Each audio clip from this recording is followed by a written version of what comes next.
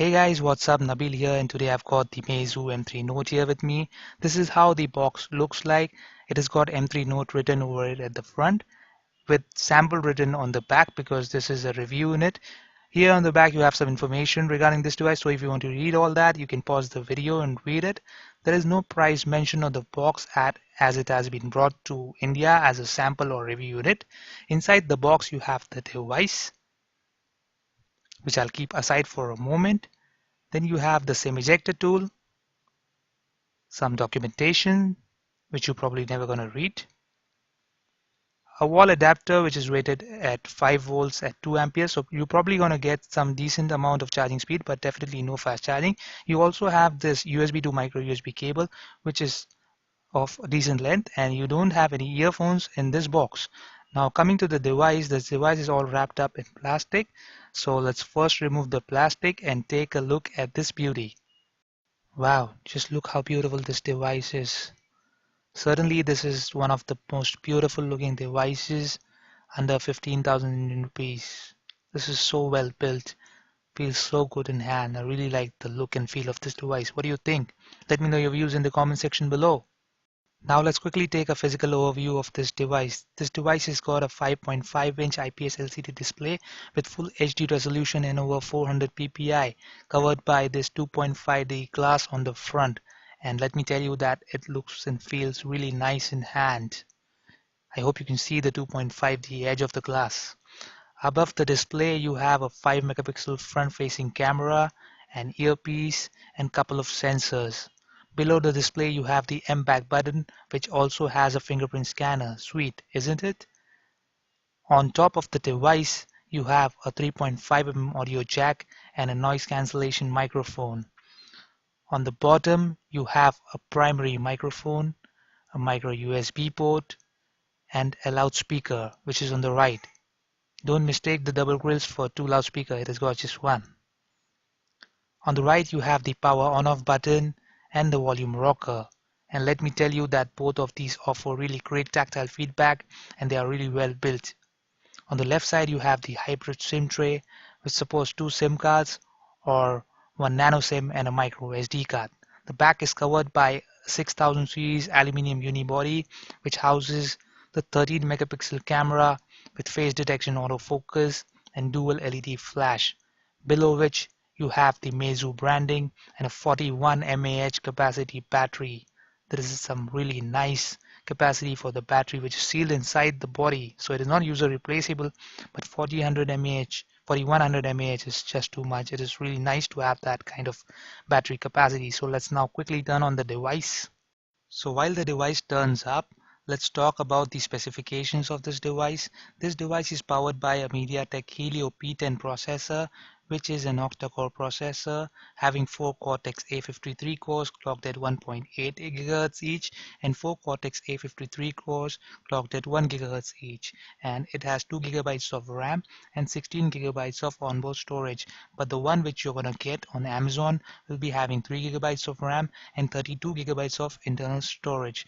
The GPU powering this device is Mali T860 MP2 GPU, which is not that great for high-end gaming, but no conclusions before testing, so I'll keep quiet until I do the gaming review of this device. All the other specifications have been already covered in the physical overview, so no point repeating them again and again. The device has turned on. Let's quickly go to the settings and about phone section and check out the Android version.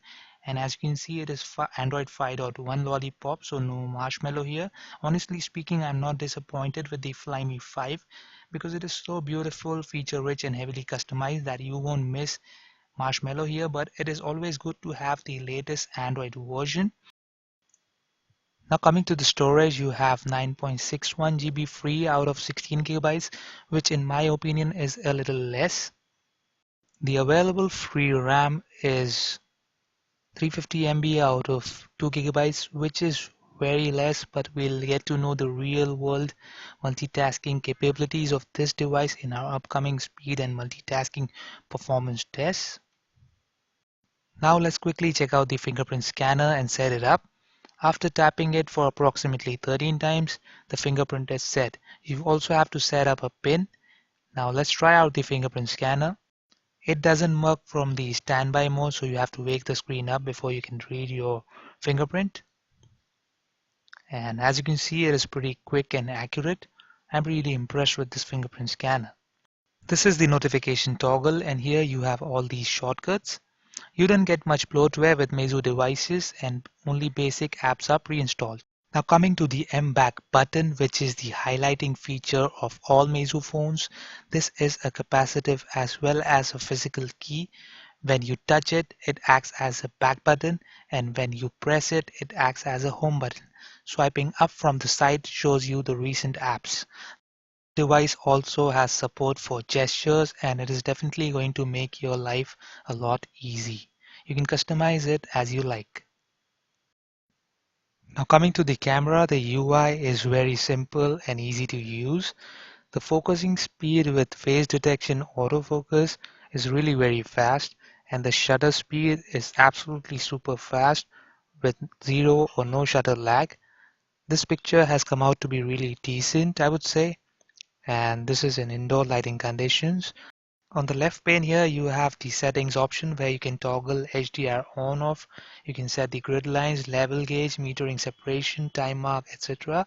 You can select the photo size, which is 13 megapixel maximum, but the aspect ratio is restricted to 4:3. And if you want to select 16:9, then you have to go down all the way to 3 megapixel. You can toggle the front or rear camera from here. You have all these filters over here. You can set the timer to 3 to 10 seconds, and you have flash, which you can set to automatic or manual.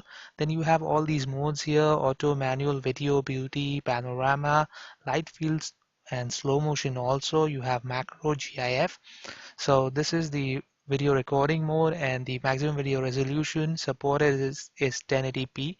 Front and the rear facing cameras support 1080p video recording, which is a really nice thing, and the aspect ratio in video recording is 16:9, so that is also a really nice thing.